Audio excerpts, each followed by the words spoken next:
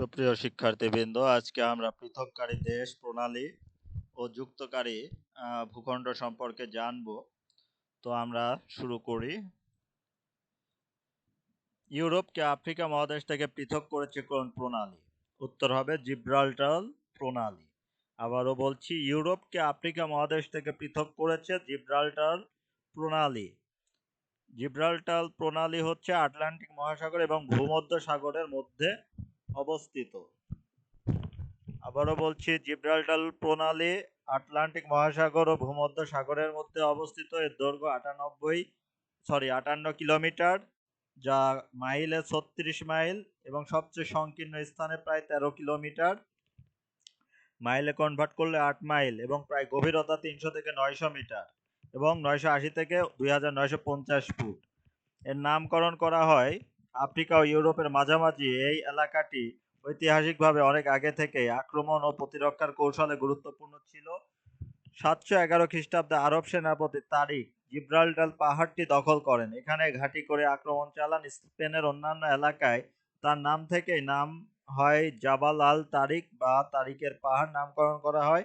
এই নামটি পরবর্তীতে হয়ে যায় জিব্রাল্টার ধারণ করে। তো এখানে আমরা জিব্রাল্টার প্রণালী দেখতে পাচ্ছি। এর এক সাইডে আছে হচ্ছে স্পেন, এক সাইডে স্পেন আছে আর এক সাইডে আছে হলো মরক্কো। এক সাইডে স্পেন এবং আর এক সাইডে মরক্কো, তার মাঝে হচ্ছে জিব্রাল্টার প্রণালী। তারপরে আমরা চলে যাব পরের স্লাইডে। এশিয়াকে আফ্রিকা মহাদেশ থেকে পৃথক করেছে কোন প্রণালী? উত্তর হবে বাবেল মানদেব। এশিয়াকে আফ্রিকা মহাদেশ থেকে পৃথক করেছে কোন প্রণালী? বাবেল মানদেব। আর বাবেল মানদেবকে বলা হয় কি মৃত্যু দরজা। আর মৃত্যু দরজা বলার কারণ হলো এই ভূমিকম্পের কারণে আসলে এই হচ্ছে প্রণালীটির সৃষ্টি হয়। এই কারণে একে বাবেল মানদেব বা দুর্দশার মৃত্যু দরজা বা দুর্দশার দুয়ার বলা হয়ে থাকে। এটা প্রলয়নকারী ভূমিকম্পের কারণে তৈরি হয়, এটা আমাদের মাথায় রাখতে হবে। এখানে আমরা লাল চিহ্নিত অংশটি দেখতে পাচ্ছি, এটাই হলো বাবেল মানদেব। তারপরে লাইন অফ কন্ট্রোল কোন দুটি রাষ্ট্রের সীমান্তবর্তী রেখা চিহ্নিত করে? ভারত ও পাকিস্তান। নিয়ন্ত্রণ রেখা বা লাইন অফ কন্ট্রোল ভারত ও পাকিস্তানের মধ্যবর্তী সামরিক বাহিনী দ্বারা নিয়ন্ত্রিত পূর্বতন জম্মু কাশ্মীর দেশীয় রাজ্যের সীমানার মধ্যে অবস্থিত আন্তর্জাতিক সীমানা নির্ধারণকারী একটি রেখা, যা আইনত মান্যতা প্রাপ্ত আন্তর্জাতিক সীমারেখা গঠন না করলেও অমীমাংসিত অথচ কার্যকর হিসাবে রয়ে গিয়েছে। শুরুর দিকে অস্ত্র সংবরণ রেখা বা শিজ ফায়ার লাইন নামে পরিচিত হলেও 1972 খ্রিস্টাব্দের 3রা জুলাই তারিখে হওয়া সিমলা চুক্তির পরে এটি নিয়ন্ত্রণ রেখা নাম ধারণ করে। ভারতের নিয়ন্ত্রণাধীন থাকা পূর্বতন দেশীয় রাজ্যের অংশ দুটি কেন্দ্রশাসিত অঞ্চল তথা জম্মু ও কাশ্মীর এবং লাদাখে বিভক্ত। আবার পাকিস্তানের নিয়ন্ত্রণাধীন অংশ আজাদ কাশ্মীর ও গিলগিত বালতিস্তান নামক দুটি প্রশাসনিক এককে বিভক্ত। নিয়ন্ত্রণ রেখার উত্তরের বিন্দু এনএজে নামে পরিচিত। এখান থেকে ভারত পাকিস্তান সীমান্ত নিয়ন্ত্রণ রেখার দক্ষিণতম বিন্দুর দিকে ক্রমশ অগ্রসর হচ্ছে। তো এই যে আমরা যে লাইনটি দেখতে পাচ্ছি হলুদ চিহ্নিত, এটাই হলো ভারত এবং পাকিস্তানকে পৃথক করেছে। এটার এক সাইডে পাকিস্তান আর এক সাইডে ভারত আমরা দেখতে পাচ্ছি। কালাপানি কোন দুই রাষ্ট্রের মধ্যে অমীমাংসিত ভূখণ্ড? ভারত ও নেপাল। ব্রিটিশ ভারতের সময় আনুমানিক 1865 সাল থেকে ভারত কালাপানি অঞ্চলটিকে নিজেদের প্রশাসনিক সীমার মধ্যে দেখেছে।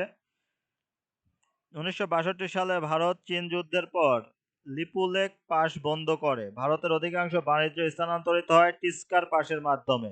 1997 সালে ভারত ও চীন উভয়ই লিপুলেখ পাস পুনরায় খোলার অনুমতি দিলে নেপাল কালাপানি নিয়ে তীব্র বিরোধ শুরু করে এবং বর্তমান সময়ে নেপাল সরকারি মানচিত্রে এ অঞ্চলকে তাদের দারচুলা জেলার অন্তর্ভুক্ত হিসাবে দেখায়। ভারত এবং নেপাল যৌথ কমিটি 1998 সাল থেকে এই অঞ্চল সহ অন্যান্য বিতর্কিত সীমান্ত নিয়ন্ত্রণ নিয়ে আলোচনা করছে, কিন্তু কোনো চূড়ান্ত সমঝোতা এখনো হয়নি। তো আমরা চিত্রে দেখতে পাচ্ছি হলুদ চিহ্নিত যে অঞ্চলটি, এটাই হলো কালাপানি ভূখণ্ড। তারপরে মেক্সিকো যুক্তরাষ্ট্র বিভক্তকারী সীমারেখা কোনটি? সানোরা লাইন। সানোরা লাইন আমরা যদি চিত্রে দেখি, নীল অংশটুকু হলো সানোরা লাইন। জার্মান ও ফ্রান্সের সীমারেখা হলো সিগফ্রিড লাইন। আর প্রথম বিশ্বযুদ্ধের সময় পোল্যান্ড ও লিথুনিয়ার মধ্যে চিহ্নিত সীমান্তবর্তী রেখা হলো ফক লাইন। ম্যাকমোহন লাইন কোন দেশের সীমানা নির্ধারণ করে? চীন ও ভারত। এই ম্যাকমোহন লাইন 1914 সালে সিমলা চুক্তির মাধ্যমে ব্রিটেন ও তিব্বতে স্বীকৃত হয়। বর্তমানে এটি ভারত ও চীনের মধ্যে আইন স্বীকৃত সীমানা, যদিও চীন সরকার একে বিতর্কিত অংশ বলে মনে করে। তাহলে ম্যাকমোহন লাইন কোন দেশের সীমানা নির্ধারণ করে? চীন ও ভারত। আমরা ম্যাকমোহন লাইন দেখতে পাচ্ছি এখানে হলুদ চিহ্নিত অংশ, যে লাইনটা ম্যাপে, সেটাই হলো ম্যাকমোহন লাইন, যেটার এক পাশে রয়েছে তিব্বত এবং আর এক পাশে রয়েছে ভারতের অরুণাচল প্রদেশ। আচ্ছা, ভূমধ্যসাগর ও আটলান্টিক মহাসাগরের মধ্যে কোন প্রণালীর অবস্থান? জিব্রাল্টার প্রণালী। আমেরিকাকে এশিয়া থেকে পৃথক করেছে কোন প্রণালী? বেরিং প্রণালী। এটা এশিয়া এবং নর্থ আমেরিকা, এর এক সাইডে আছে এশিয়া এবং অপর সাইডে আছে নর্থ আমেরিকা।